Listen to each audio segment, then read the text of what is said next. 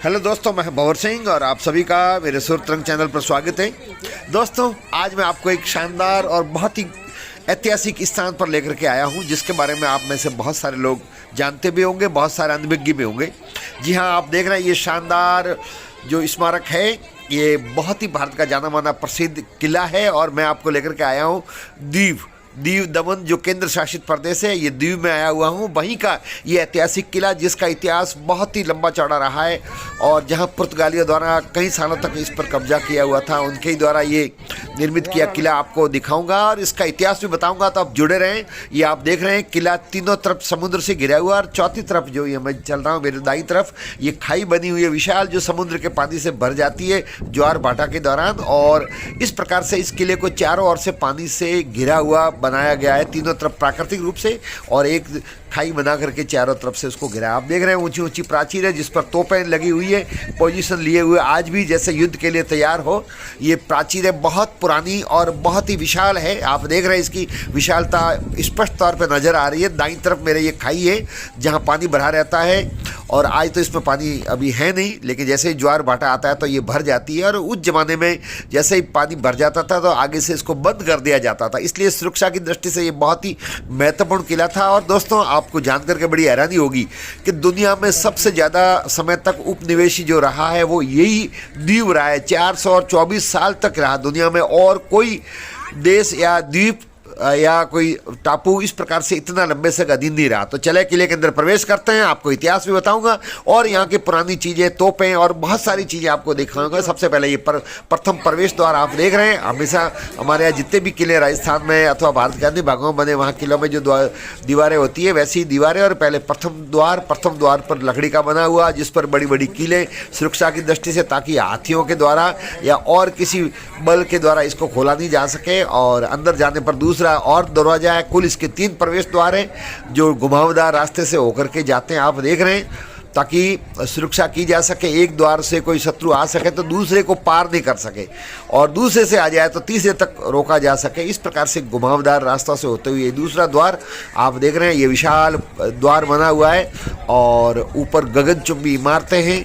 और आप देखें, और ये देख रहे हैं, मैं आपको बता रहा हूँ, ये बड़ी बड़ी किले हैं। इस सुरक्षा की दृष्टि से हर किले के द्वार पर लगी हुई नज़र आती है, और एक खिड़की नुमा छोटा दरवाज़ा है, वही खुला रहता था आने जाने वालों के लिए, और द्वार ये विशेष कारणों से ही खोला जाता था। और अंदर का ये दृश्य आप देख रहे हैं, और ये प्राचीर बहुत ऊंची है, इसके अंदर बहुत सारे गिरजाघर हैं, और इसके अलावा इसके अंदर जेल है, तोप खाना है, बारूद खाना है, निवास स्थान है, रसोई घर है, बड़े बड़े अधिकारियों के रहने के लिए भवन है।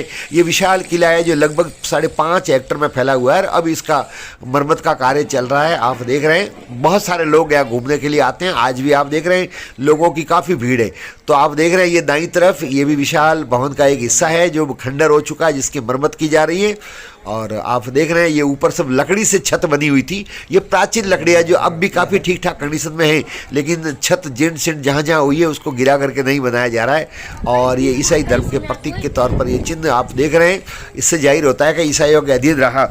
और दोस्तों, ये जो गलियारा आप देख रहे हैं ये चौक में जाकर के खुलेगा जो समुद्र की तट की तरफ है, जहाँ का नज़ारा बहुत ही शानदार है। आप देख रहे हैं ये सामने प्रकाश घर, यहाँ लाइट रात को जगमगाया गया करती थी, जिससे आने जाने वालों को पता लगता था। यहाँ बहुत सारी तोपें रखी हुई है जो ऐतिहासिक है, जो इस बात का गवाह है कि यहाँ पुर्तगालियों का काफ़ी समय तक शासन रहा। उन्होंने उनकी शक्ति का प्रतीक के रूप में ये तोपें छोड़ करके उनको जाना पड़ा, यहीं पर है।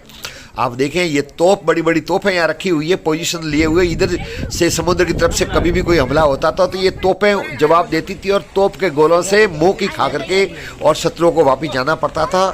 और ये दूर तक फैला हुआ समुद्र आप देख रहे हैं, समुद्र की लहरें इस दीवार की प्राचीर से टकराती हैं, और यहाँ बहुत सारे सैलानी बैठ करके प्राकृतिक नज़ारे का आनंद लेते हैं, सुकून महसूस करते हैं। आप देख रहे हैं बहुत सारे सैलानी आए हुए हैं, समुद्र की लहरें। आइए दोस्तों, अब संक्षिप्त इतिहास आपको बताता हूँ। 1535 के प्रारंभ में पुर्तगाली गवर्नर नूनो डी कुन्हा ने द्वीप को अपने कब्जे में करने का प्रयास किया, परंतु गुजरात के सुल्तान द्वारा उससे मुँह की खानी पड़ी।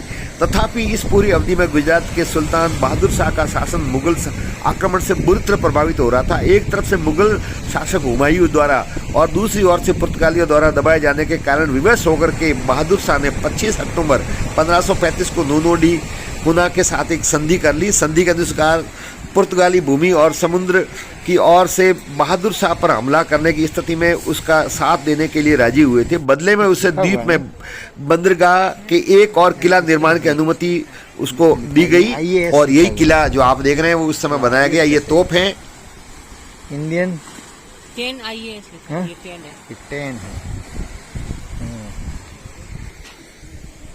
इधर कुछ है, यहाँ पर कुछ लिखा हुआ है मोंटा 20 ए जॉन, कुछ लिखा हुआ भी है इस पर। इन तोपों पर कुछ लिखा हुआ भी नाम भी है और बहुत सारी जानकारी भी है, आप देख रहे हैं दोस्तों। फिर क्या हुआ, उसको जब जैसे इस बहादुर शाह ने ये दिया पुर्तगालियों को द्वीप, थोड़े समय बाद में उनको अपनी गलती का एहसास हुआ। उन्होंने पुनः इसको प्राप्त करने के लिए सेना भी भेजी, लेकिन वापस वो प्राप्त नहीं कर सके, मुंह की खानी पड़ी। और दोस्तों इस प्रकार से ये कब्जा हो गया पुर्तगालियों का, जो 424 साल तक रहा। अंततः पुर्तगालियों ने 1546 में द्वीप को अपने कब्जे में कर लिया, जो 1961 तक चलता रहा। 19 दिसंबर 1961 में पुर्तगाली शासन से मुक्ति के बाद गोवा, दमन एवं दीप संघ प्रदेश के रूप में भारत सरकार का अंग बने। 30 मई 1987 को गोवा को राज्य बनने का दर्जा मिल गया और दमन और दीप आज भी संघ प्रदेश बने हुए। इस प्रकार से इसकी मुक्ति हुई किले की। आप देख रहे हैं ये समुद्र के यहाँ से दूर दूर नज़ारा, और ये बहुत सारी तोप है विभिन्न प्रकार की, कोई बहुत बड़ी है तो कोई मध्यम की है। ये जो तोप मैं दिखा रहा हूँ आपको, ये मध्यम साइज की तोप है। ये लकड़ी का बना हुआ है हिस्सा जिस पर ये इसको खींच करके लाया जाता था, और ये बाकी तोपें भी लगी हुई है जो आज भी विद्यमान है। इसी रूप में छोड़ करके ये गए। भारत सरकार द्वारा ऑपरेशन विजय के तहत सैनिक कार्रवाई करके और यहाँ पुर्तगालियों को यहाँ से भगाया गया, और तब से ये भारत के अधीन है और भारत का हिस्सा है। लोग अलग अलग प्रकार से फोटो ले रहे हैं तोप के पास में खड़े रह करके। और ये सबसे ऊपर वाला टावर मैं वहाँ लेके जा रहा हूँ आपको, ठेठ ऊपर मैं चढ़ूंगा। ये किले से 220 फीट की ऊंचाई पर स्थित है। मैं ऊपर चढ़ गया हूँ, वहीं से आपको ये नज़ारा दिखा रहा हूँ। आप यहाँ से देखें, बहुत ही मनोहारी दृश्य नजर आएगा समुद्र का और किले का। आप देख रहे हैं ये नीचे छत पर लोग खड़े हैं, वो ऊपर से मैं देख रहा हूँ। और ये पूरा किला जो 5-5.5 हेक्टर में फैला हुआ है, विशाल किला। इसके अंदर विभिन्न प्रकार के भवन बने हुए हैं और संपूर्ण रूप से यहाँ सुरक्षित स्थान था ये, और यही कारण रहा कि इतने लंबे समय तक पुर्तगालियों का शासन यहाँ पर रहा। और आप देख रहे हैं बहुत ऊपर स्थान पर मैं पहुँच गया हूँ, और ये सीढ़ियों से चढ़ना पड़ता है। हालांकि सीढ़ियाँ बहुत संकरी है, लेकिन फिर भी लोग चढ़ते हैं सावधानी पूर्वक। और यहाँ आने पर तेज हवाओं का एहसास होता है और बहुत ही सुंदर पूरे द्वीप का नज़ारा देखने को मिलता है। आप देख रहे हैं ये मैं नीचे का दृश्य आपको दिखा रहा हूँ, जो समुद्र के इस कोने तक ये पट्टी नुमा जाती है। जो यहाँ पर पुर्तगाली रहते थे और बहुत ही ऐश आराम से रहते थे। उन्होंने विभिन्न प्रकार के मनोरंजन के साधनों के लिए भी यहाँ स्थान बनाए, और उन्होंने बहुत समय तक यहाँ पर मौज भी की। और मैं भी ऊपर से ये देखो ले रहा हूँ सेल्फी। और ये जो मेरे पीछे आपको भवन समुद्र में दिखाई दे रहा है, ये काला पानी की सज़ा के लिए बना हुआ भवन है, जो यहाँ पर अनेक लोगों ने काला पानी की सज़ा भुगती। और इसके अंदर किले के अंदर जेल भी है, वहाँ पर भी मैं लेके जाऊँगा। उसके अंदर से का भी आपको दृश्य दिखाऊँगा। ये काला पानी की सज़ा के लिए बना हुआ जेल है, जो पानी के बीचों बीच है। इसी के अंदर कैदियों को रखा जाता था जो बड़े अपराधी हुआ करते थे, और बहुत ही यातनाएँ दी जाती थी और बहुत ही जीवन कष्टकारी होता था, जिसकी कल्पना करते हैं तो रोंगटे खड़े हो जाते हैं। हमारे देश के शहीदों ने, देश के क्रांतिकारियों ने ऐसी सजाएं भुगती हैं। और फिर ये जो निर्माण काम चल रहा है, वहाँ ट्रैक्टर भी पड़ा था। मैं ट्रैक्टर के ऊपर बैठ करके आपको ये बता रहा हूँ दृश्य। और बहुत ही नया ट्रैक्टर है, जिसके अंदर आगे से इसको जेसीबी के रूप में भी उपयोग में लिया जाता है, और ये मरम्मत का काम चल रहा है। तो शानदार ये ट्रैक्टर देखें आप, ट्रैक्टर को कैसे व्यवस्थित कर रखा है, जेसीबी के रूप में इसका उपयोग हो रहा है। और अब आपको ये आप खिड़कियां दिखाई दे रहे हैं, ये निवास स्थान से इधर खिड़कियां खुलती है, और ये सेल है, जेल है। और अब मैं अंदर की तरफ आपको लेके जा रहा हूँ। ये पहली जेल सेल नंबर 5, 6, 7, 8 और 9 और 10 कुल 6 से बनी हुई है। ये पहिए हैं जो बगी हुआ करती थी, जो घोड़ों से चलती थी, उसके पहिए रखे हुए हैं। मरम्मत का सामान अभी ये सीमेंट और ये डाला हुआ है। ये पहली सेल थी, जो सामान्य कैदी थे उनके लिए पहली ये हुआ करती थी, जिसमें रोशनी भी पर्याप्त है और बड़ा विशाल भवन है। नंबर लिखा हुआ है सेल नंबर 6। ये सामान्य कैदियों के लिए हुआ करती थी। और इसके अंदर का जो कमरा है वो विशेष कैदी होते थे, उनको इसके अंदर डाला जाता था, जिसमें घना अंधेरा होता था। उसी को काल कोठरी कहते हैं, और काले रंग की कोठरी, अंधेरा होता था, इसलिए इसको काल कोठरी कहा जाता था। और ये सेल नंबर के अंदर का हिस्सा आपको दिखा रहा हूँ। आप देखें अब यहाँ कितना घना अंधेरा है। ये ऊपर की तरफ एक रोशनी के लिए व्यवस्था है, बाकी कुछ भी नहीं है, वो भी ढकी रहती थी। और इसके अंदर कैदियों को रखा जाता था। आप देख रहे हैं कैमरे के सामने भी अंधेरा छा गया है। तो ये सेल बनी हुई है और ये बीच में शानदार गार्डन और ये रसोई बनी हुई है।